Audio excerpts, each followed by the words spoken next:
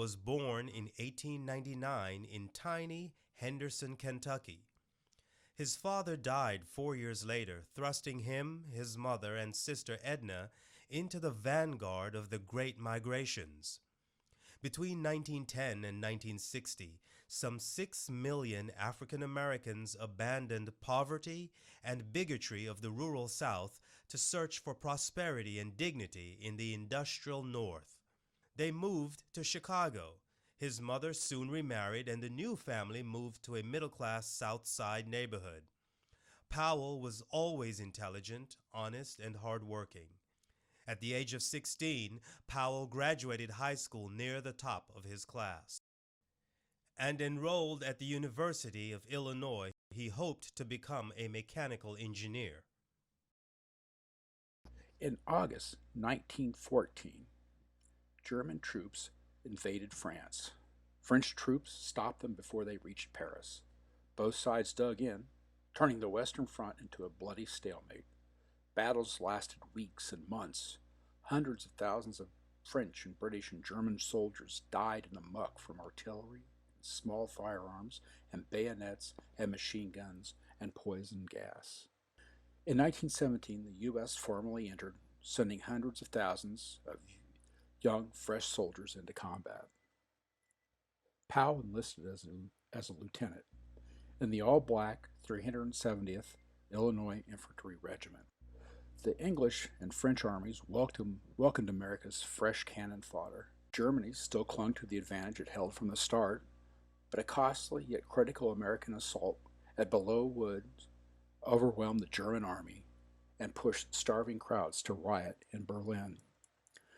Germany's Kaiser Wilhelm abdicated and fled, while Germany quickly agreed to the Allies' terms. On November 8th, the afflicted parties met inside a railroad car and signed an armistice. Ceasefire would not begin until November 11th, 1918 at 11 a.m. That's 11/11 at 11 a.m. The date's symmetry was delightful. American generals had already scheduled an assault on the tiny village of Stenay. Not to worry. They rescheduled it for dawn on Armistice Day, so both sides would have a good 5 hours of fighting.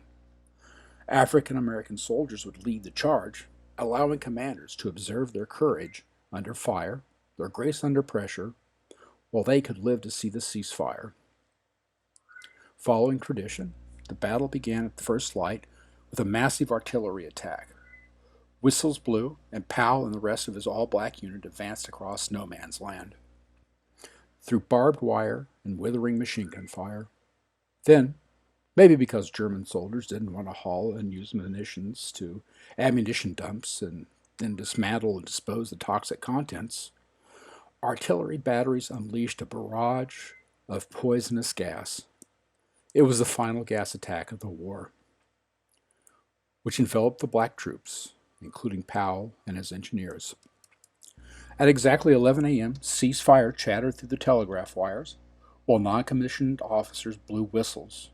Germans and Allies stopped shooting and ran to hug one another and trade caps and helmets and rations and chugged wine. Then they gathered their injured and dead. After 4 years of fighting and 20 million deaths, Germany pulled back to its pre-war borders. Powell spent months in the hospital, though he never fully recovered from the poison gas. Yet he returned to the University of Illinois and graduated with an engineering degree, and in a couple of years he bought 5 gas stations and a garage. He had 16 men on his payroll. Powell also married, bought a house, and each Sunday he attended the Berean Baptist Church and sang in the choir.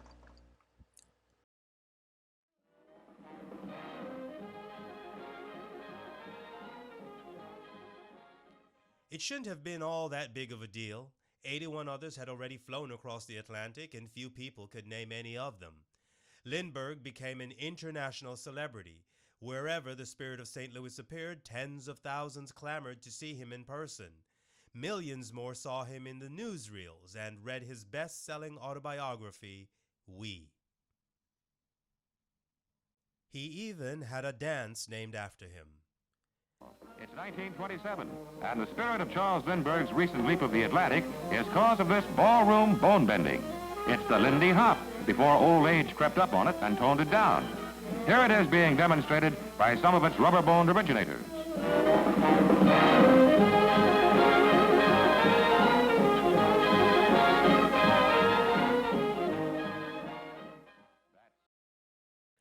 "1927 was a busy year.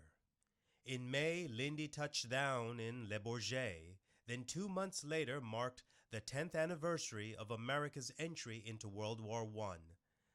The American Legion held its celebration in Paris. Like every former doughboy who could afford the trip, William Powell went over there and marched through the City of Light, while thousands of spectators cheered them on. Later, the same veterans who could stomach it wandered through old battlefields and searched for headstones of friends buried in the vast graveyards. And like thousands of other Lindbergh fans, Powell and another veteran drove to Le Bourget to see where the spirit of St. Louis touched down. People were waiting in line to see Paris from the air. They talked it over, then they both bought themselves a ticket. The biplane took off and flew along the River Seine. It was over entirely too soon. By the time the wheels touched down, Powell had a severe case of the flying fever. And he began developing his plan of attack. It went this way. Like the automobile, like the radio, like the train, the next great American industry was the airplane. No doubt about it. Imagine people, business, and goods flying around the world with lightning speed, something like that quick sightseeing flight above Paris. So Powell thought that if the black man wanted to fly and the white man stood in his way, he could form a startup designing and manufacturing airplanes. And if airlines wouldn't sell him a plane ticket, he could start his own airlines.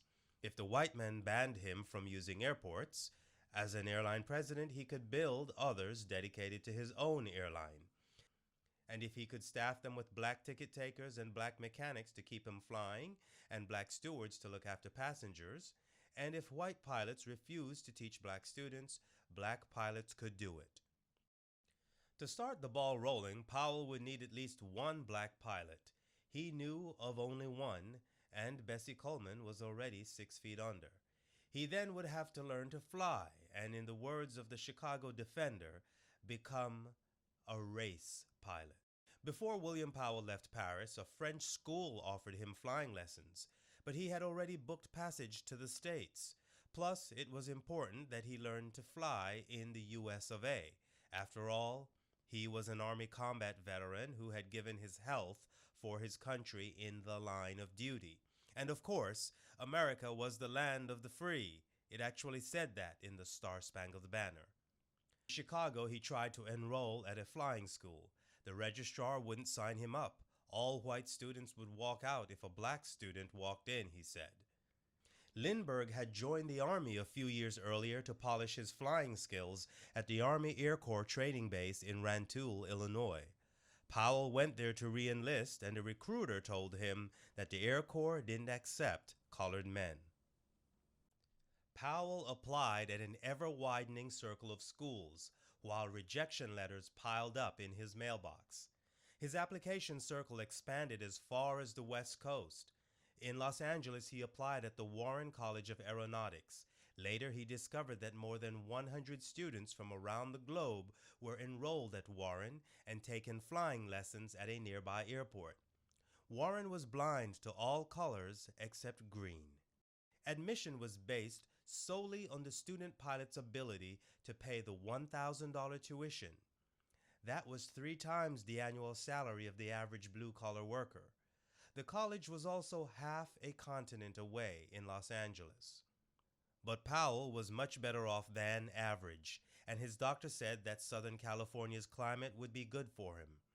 Friends warned him not to quit his day job, but Powell sold his gas stations and his garage and packed up his family and drove from one segregated neighborhood in Chicago to another segregated neighborhood in LA.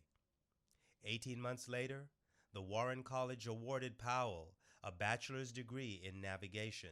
More importantly, the U.S. Commerce Department issued Powell an official pilot's certificate.